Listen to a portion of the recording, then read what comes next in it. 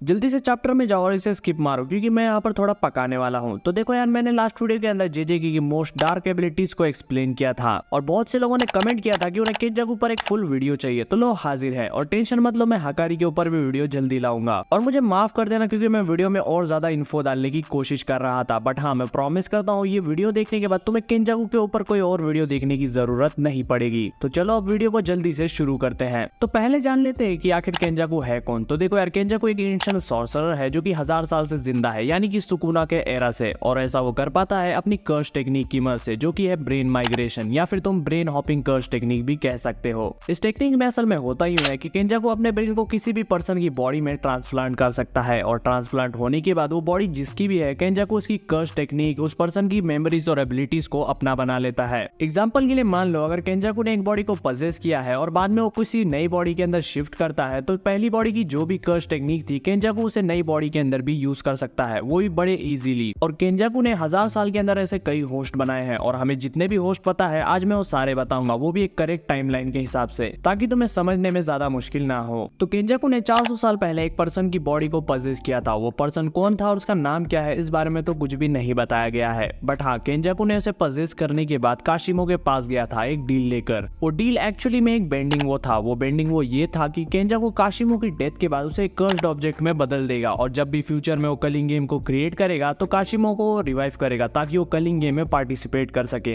काशिमो इस बेंडिंग वो के लिए मान गया था क्योंकि इसके पीछे एक वजह थी। किंजाकू जब ये ऑफर लेकर आया था उस वक्त काशिमो डेड डोज पर था, मींस कि वो बूढ़ा हो गया था और मरने की कगार पर था। काशिमो अपनी पूरी लाइफ के अंदर सिर्फ अपने से पावरफुल अपोनेंट की तलाश में था जो कि उसे एक टक्कर की मैच दे सके, बट उसकी पूरी लाइफ में उसे ऐसा कोई नहीं मिला। उसने अपने टाइम के सबसे स्ट्रॉन्गेस्ट सॉर्सरर्स को भी हरा दिया था, बट वो फिर भी अनसेटिस्फाइड था क्योंकि उसे अपने लेवल का कोई ओपोनेंट ही नहीं मिल रहा था। और किंजाकू तब जब ऑफर लेकर आया था तो किंजाकू काशिमो को बताता है कि वो जिस अपोनेंट की तलाश में है वो 600 साल पहले ही सील हो चुका है, और किंजाकू उसे अपना सारा प्लान बताता है और उसे प्रॉमिस करता है कि हाँ वो उसे सुकुना से लड़ने का मौका जरूर दिलाएगा। और इसी वजह से सिर्फ काशिमो इस डील के लिए मान गया था, वरना उसे मरने से तो बिल्कुल भी डर नहीं लगता है। और सिर्फ काशिमो ही नहीं बल्कि किंजाकू ने पास्ट के और भी सॉर्सरर के साथ ऐसे ही बेंडिंग वो किए हैं, और उन्हें ही अब फिलहाल तुम कलिंग गेम के अंदर देख रहे हो। और यहाँ पर एक ये भी पॉसिबिलिटी हो सकती है कि किंजाकू ने सुकुना के साथ भी एक ऐसा ही बेंडिंग वो किया हो, बस वो थोड़ा सा अलग हो। तो मैं इस चीज को किसी और वीडियो के अंदर एक्सप्लेन करूंगा, क्योंकि अगर मैं इसे एक्सप्लेन करने बैठ गया तो ये काफी ज्यादा कॉम्प्लिकेटेड हो जाएगा। तो मैंने यहाँ पर एक मिस्ट्री सॉल्व कर दी है कि एंशिएंट सॉर्सरर आखिर रिवाइव कैसे हुए हैं, तो इसके लिए एक लाइक तो बनता है। अब बात करते हैं इसके बाद वाले होस्ट की। तो मेजी एरा के टाइम पर किंजाकू ने नोरिटोशी कामो की बॉडी को पजेस किया था, जो कि उस टाइम कामो फैमिली के 25th हेड थे। पता नहीं कैसे, बट किंजाकू ने उस टाइम उनकी बॉडी को टेक ओवर कर लिया था।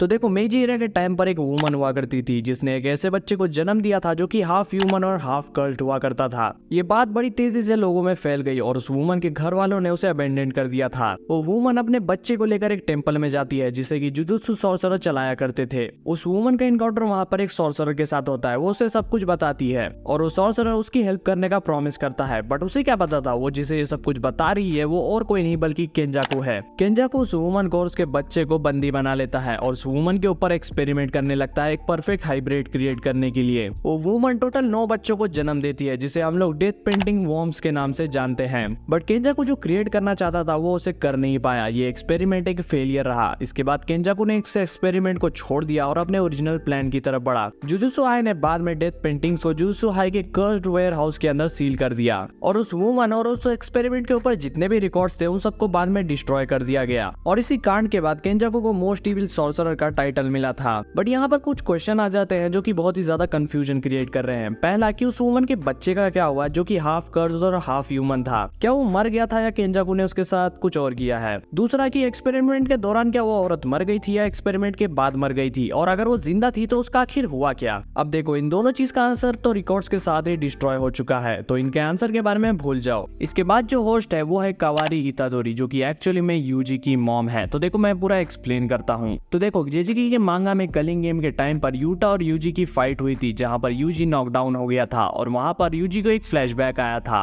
जिसके अंदर हमें यूजी के पेरेंट्स को दिखाया गया था। यूजी की मॉम का नाम था कावारी इतादोरी और डैड का नाम था जिन इतादोरी। यहाँ पर यूजी की जो मॉम थी वो बहुत पहले ही मर चुकी थी, और यूजी को उस टाइम जिसने जन्म दिया था वो उसकी मॉम नहीं बल्कि वो था किंजाकू, जो कि उस वक्त कावारी की बॉडी में था। और ऐसा नहीं है कि उसके डैड को इस बारे में पता नहीं था, उन्हें इस बारे में पता था, बट फिर भी उन्होंने इस चीज को एक्सेप्ट कर लिया था। तो यहाँ पर सवाल खड़ा हो जाता है कि कवारी की बॉडी को पजेस करने के पीछे आखिर वजह क्या थी। तो मांगा में केंजाकू ने ऐसा बताया है कि उसने यूजी को सिर्फ इसलिए बर्थ दिया था ताकि वो सुकुना का वेसल बन सके, लेकिन ये चीज बिल्कुल भी सेंस नहीं बनाती है, क्योंकि भला केंजाकू को कैसे पता था कि अगर वो बेड पर धक्के खाएगा और जिस बच्चे को जन्म देगा वो सुकुना का वेसल बनने के लायक होगा। क्योंकि यूजी के जो डैड है वो सॉर्सरर है कि नहीं ये तो कंफर्म नहीं है, बट ये कंफर्म है यूजी की मॉम एक सॉर्सरर जरूर थी जो कि एंटी ग्रेविटी जुजुत्सु की यूजर थी। और ये टेक्निक कितनी ज्यादा पावरफुल है हमें इसके बारे में कुछ भी नहीं पता है, बट हाँ मांगा में कभी कभी केंजाकू इस टेक्निक को यूज जरूर करता है। तो बात घूम फिर कर वापस वही क्वेश्चन पर आ जाती है कि कवारी को आखिर पजेस करने के पीछे वजह क्या थी। तो देखो यार, इसका आंसर किसी के पास भी नहीं है, सिर्फ गिगो अकुटामी ही बता सकती है कि इसके पीछे की वजह क्या थी। लेकिन मेरे हिसाब से मुझे लगता है कि यूजी की जो मॉम थी शायद वो किसी बड़े क्लैन से बिलोंग करती थी और उनके ब्लड में शायद कोई खास बात होगी, और शायद उनकी जो टेक्निक है वो भी काफी ज्यादा खास होगी, क्योंकि जेजेके के अंदर आज तक किसी ने भी एंटी ग्रेविटी जुजुत्सु के बारे में बात तक नहीं की है और ना ही आज तक इसका कोई यूजर देखने को मिला है। तो मे भी हो सकता है कि ये सच हो। तो इसके बाद जो होस्ट आता है शायद तुम्हें अभी तक उसके बारे में पता चल चुका होगा अगर तुमने जेजेके का रिसेंट एपिसोड देखा है तो, जो कि है सुगुरो गेटो। तो गेटो की बॉडी को केंजाकू ने जेजेके की जीरो मूवी के बाद टेक ओवर किया था और इसे टेक ओवर करने के पीछे दो बड़ी वजहें हैं। पहला गेटो की कर्स टेक्निक के लिए जो कि है कर्स स्पिरिट मैनिपुलेशन टेक्निक, और दूसरा गोजो को सील करने के लिए जिसे तुमने अभी रिसेंट एपिसोड में देख लिया होगा, जहां पर केंजाकू गोजो के इमोशंस का फायदा उठाकर उसे प्रिज्म रेल्म के अंदर हमेशा के लिए कैद कर देता है, जो कि उसका सबसे बड़ा ऑब्स्टिकल था उसके प्लान के बीच में।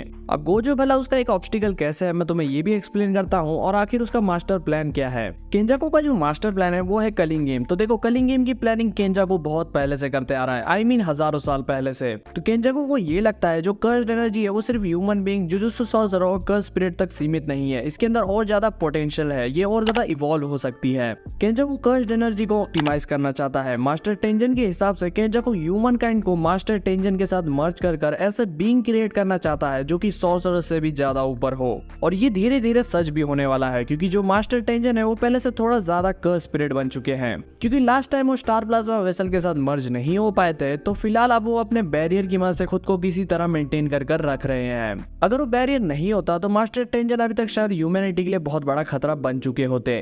तो अभी तुम जेजेके के अंदर जो भी स्टोरी देख रहे हो वो आधे से आधा तो केंजाकू का प्लान है। कैसे, लेट मी एक्सप्लेन। तो केंजाकू ने सबसे पहले तो टोजी से स्टार प्लाज्मा वेसल को मरवाया, क्योंकि केंजाकू को पता था अगर टेंजन वेसल के साथ मर्ज नहीं होंगे तो धीरे धीरे कर्स स्पिरिट में इवॉल्व होने लगेंगे। और एक कर्स स्पिरिट को कंट्रोल करने का सबसे आसान तरीका क्या है, शायद तुमने गेस कर लिया होगा, वो है कर्स स्पिरिट मैनिपुलेशन टेक्निक। और इन फ्यूचर वो जो भी बीइंग्स क्रिएट करने वाला है वो भी एक टाइप के कर्स स्पिरिट ही होंगे, इसलिए केंजाकू ने गेटो की बॉडी को पजेस किया। केंजाकू की नजर गेटो की बॉडी पर बहुत पहले से थी और ये उसके लिए और भी आसान हो गया था जब गेटो जुजुत्सु हाई के खिलाफ हो गया था। भले ही केंजाकू ने गेटो की बॉडी को पजेस कर लिया हो, लेकिन उसके प्लान के बीच में अभी भी गोजो खड़ा है, और तुम्हें तो पता ही होगा स्टार प्लाज्मा वेसल और 6 साइज यूजर कनेक्टेड हैं। और पास्ट में केंजाकू 6 साइज के यूजर से एक बार हार भी चुका है, और दूसरी बार इस चीज को अवॉइड करने के लिए केंजाकू ने 6 साइज के यूजर को पैदा होते ही मार दिया था, बट एक मरेगा तो दूसरा आएगा। और इस चीज को हमेशा के लिए खत्म करने के लिए केंजाकू ने 6 साइज के यूजर को मारने की नहीं बल्कि उसे सील करने के बारे में सोचा, और उसने उसे सील भी कर दिया। लेकिन उसे पता था ये भी ज्यादा टाइम तक काम नहीं करेगा, और उसने इसके लिए बैकअप प्लान भी रखा था जो कि था सुकुना। केंजाकू को पता था सुकुना ही है जो कि 6 साइज के यूजर को हरा सकता है, और उसने न्यू चैप्टर के अंदर ये करके भी दिखाया है। और इस पूरी फाइट के दौरान भी केंजाकू अभी गायब है, और वो क्या कर रहा है किसी को नहीं पता है। बाय द वे, क्या तुम लोग केंजाकू और सुकुना के बीच का जो कनेक्शन है उसके बारे में जानना चाहते हो तो कुछ कमेंट में लिख देना केंजाकू एक सुकुना, और मैं वीडियो ले आऊंगा।